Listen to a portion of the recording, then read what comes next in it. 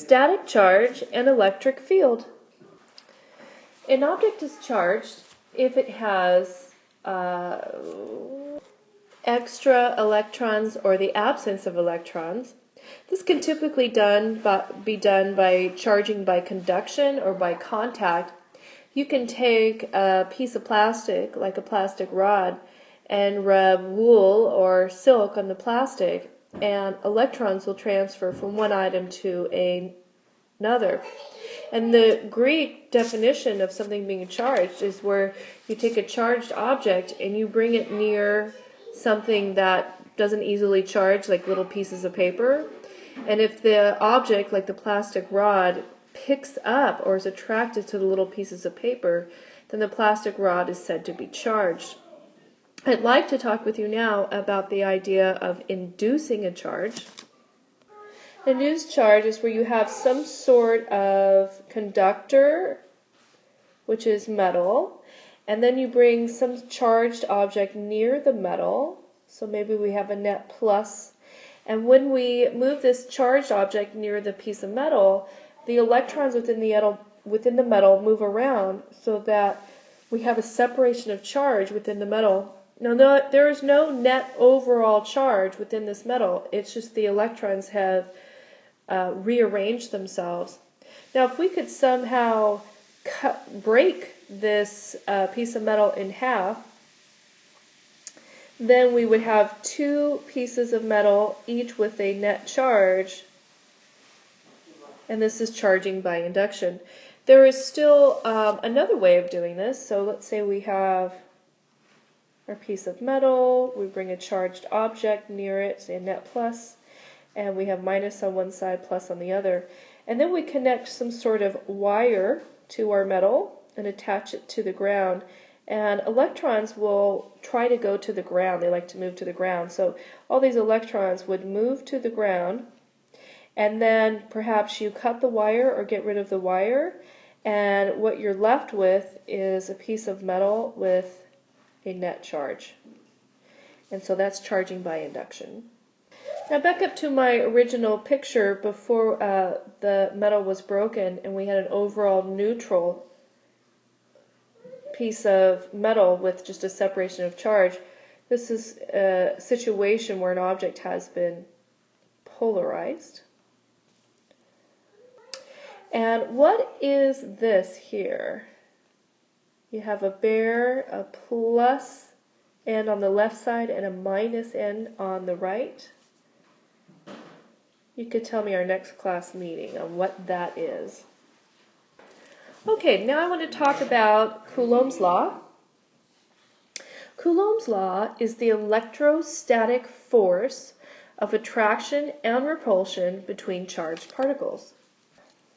The electrostatic force of attraction or repulsion is equal to the proportionality constant K, which is 9 times 10 to the 9 newtons times meters squared over Coulomb squared, multiplied by the absolute value of the charge of object 1, multiplied by the absolute value of the charge of object 2, divided by their distance squared. And the charge of one electron, or 1e, is equal to 1.6 times 10 to the negative 19 coulombs. All right, let's do an example. So here we have a hydrogen atom, and in the center of the hydrogen atom is a proton, and there's an electron that is orbiting the proton. There is a force of electrostatic attraction between this proton and this electron. And my question to you is, what is the force of electrostatic attraction on the electron? Now, they both experience a force. There's a force on the proton because of the electron this way. And there is a force on the electron because of the proton. Their magnitudes are equal, but their directions are opposite. And what I would like to do is find the force on the electron because of the proton. I'm going to use Coulombs Law, so that'll be K times the charge on the proton, absolute value of that, multiplied by the absolute value of the charge on the electron, divided by the distance between them squared. Now K is just 9 times 10 to the 9 newtons times meters squared over coulombs squared. The charge on a proton is the same charge on an electron, that is the absolute value is the same, and that is 1.6 times 10 to the minus 19 coulombs. So we'll put an absolute value here.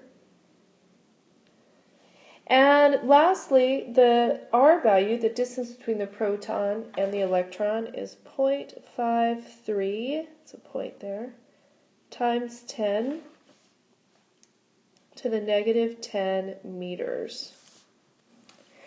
Plugging in all our numbers into the equation, we get a magnitude of 8.2 times 10 to the negative 8 newtons. Now that's their magnitude. The direction, because we also want the direction of the force of the electrostatic force on the electron. Going back up to the picture, you see the electrostatic force on the electron because of the proton is to the left. So we will go ahead and write left. We could also say just towards the proton. Now what if I wanted to find out the electrostatic force of attraction on the proton because of the electron? The magnitude would be the same, but the direction is to the right or towards the electron. Okay, now let's do an example when we have 3 charges in a line. So we have 3 charges in a line, Q1, Q2, and Q3. Q1 has a value of negative 8 microcoulombs. Q2 has a value of positive 3 microcoulombs, and Q3 has a value of negative 4 microcoulombs. The distance between Q1 and Q2 is 0.3 meters, and the distance between Q2 and Q3 is 0.2 meters. What I would like you to do in this problem is to find the net force, the net electrostatic force on charge 3 because of charge 2 and charge 1. So let's look at the relationship between what force is felt on charge 3 because of charge 2. If you look, charge 3 is negative and charge 2 is positive, so there will be a force of attraction. So there will be a force on charge 3 to the left, a force on 3 because of 2, and it's pointing to the left because the charge 3 is attracted to charge 2 because they have opposite signs. Now I want to look at the force that charge 3 feels because of charge 1. Both charge 1 and charge 3 are negative, so they will repel each other. So there will be a force on 3 because of 1, and in this case it's pointing to the right. Let's go ahead and assign direction. Let's make right positive. And so the net force acting on charge 3 is going to be the force 3(1) plus a negative force on 3 because of 2. And we're going to use Coulombs Law to independently find F31 and then F32, and then we'll plug it in this above equation in red. But let's go ahead and find out what F31 is. So we're going to use Coulombs Law, and let's go ahead and plug in the numbers. So plugging in the numbers, you'll see here that for the charge values, I haven't put in the absolute value symbols yet, so let's put those absolute value symbols in to show that I'm not interested when I'm using this equation whether or not the charges are positive or negative. I'm just interested in the numerical value here when I'm finding the magnitude. And plugging these numbers into my calculator, I get 1.2 newtons. Using Coulombs Law to find F32, we then plug in the numbers for this one. I get F32 is equal to 2.7 newtons. So the sum of my forces on charge 3 because of charge 1 and charge 2 again is going to be F31 minus F32. Plugging those numbers in, that's 1.2 newtons minus 2.7 newtons, and that gives me a negative 1.5 newtons. That negative here indicates direction, so the net force will be acting left. Okay, we're going to switch gears now and talk about the electric field. The electric field is a field that comes out from some sort of charge, positive or negative. In this case, it's positive. If it's positive, it comes out in all directions, and it permeates all of space. And we can calculate this electric field by looking at how far away are we from a net charge that is giving off the electric field. So the electric field weakens the further away you are from the charge that is giving the electric field. So say we had some point right here, and we had some really very small positive charge at this point. And we know that the electric field would be coming off from this charge, because this charge, by definition, we call it a test charge, and it's positive in nature. And so whenever you have a positive charge next to an electric field, the electric field will go away from the charge of which the field is coming from. So see, all these arrows here are going away. The same is true for this positive test charge here. Now say we wanted to find the electric field that this test charge feels. Well, it is defined, the electric field is defined, this is capital E for electric field, as the electrostatic force of attraction or repulsion that is felt between this test charge here, and the charge that is giving off the field. So there's an electrostatic force or repulsion between these two, divided by the value of the test charge itself. Now let me say again, by definition, this test charge has a positive value.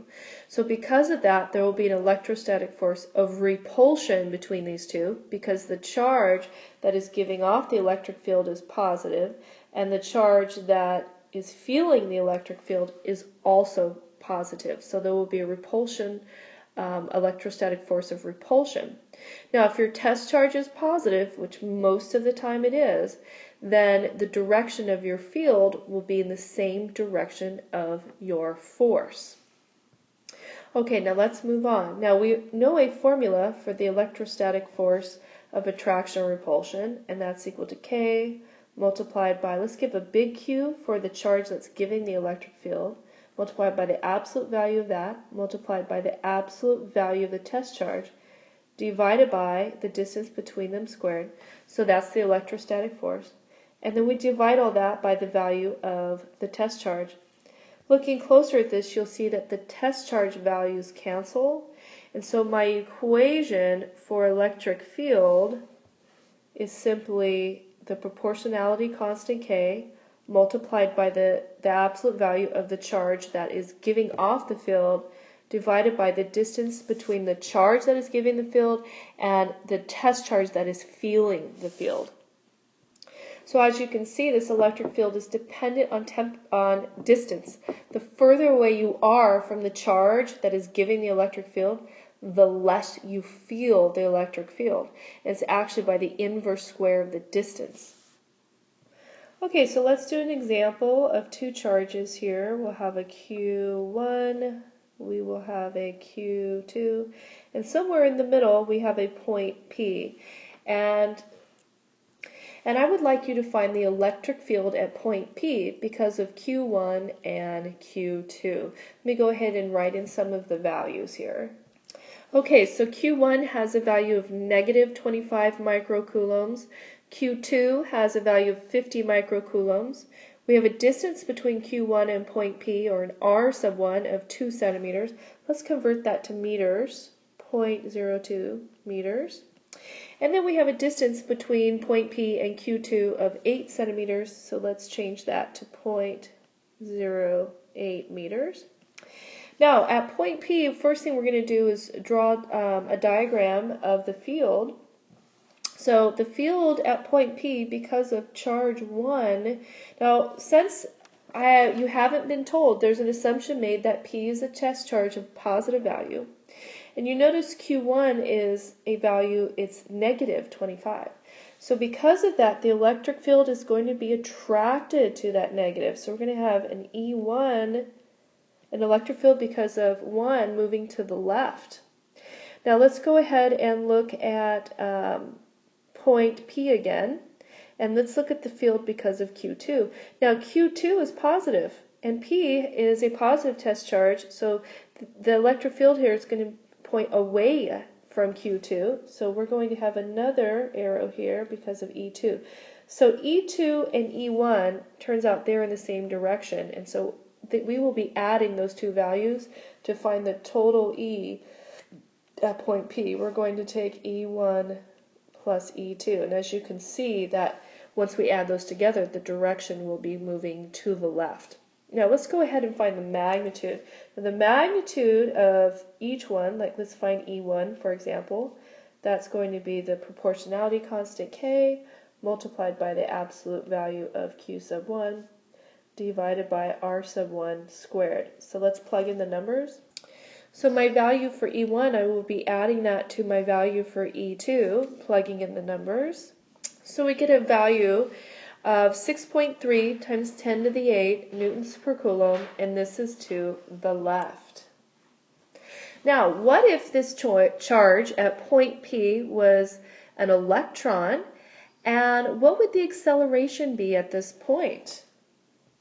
So to find this A value, we're going to go back to the equation for electric field. And we're going to rearrange this equation for force, which is E times Q. And we remember with Newton's second law of motion, that's equal to ma. So my acceleration is equal to the EQ over m. Plugging in values for E, which we already know above here. Q would be the charge on an electron, and m is the mass of the electron. Let's plug that in.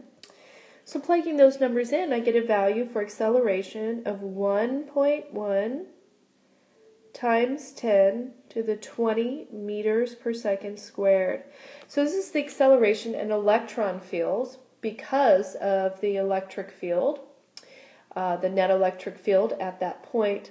Now what is the direction? Well, I know that the net electric field and therefore net force and therefore direction of the acceleration at point P was left when point P was positive.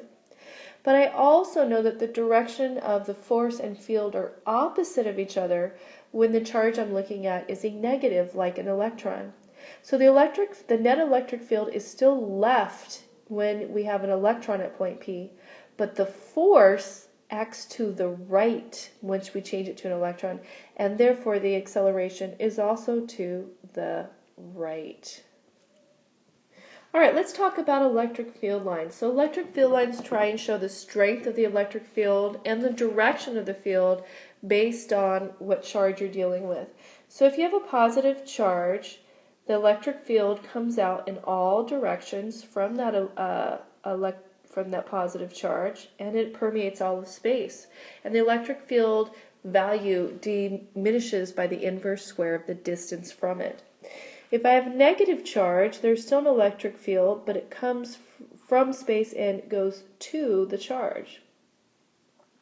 If we had these two charges next to each other, these arrows would line up, let's use a different color, would connect up here, out from the positive into the negative, and there would be the same number of arrows on both. Now what if I had, say, a negative over here and two positives over here? Then I would have, say,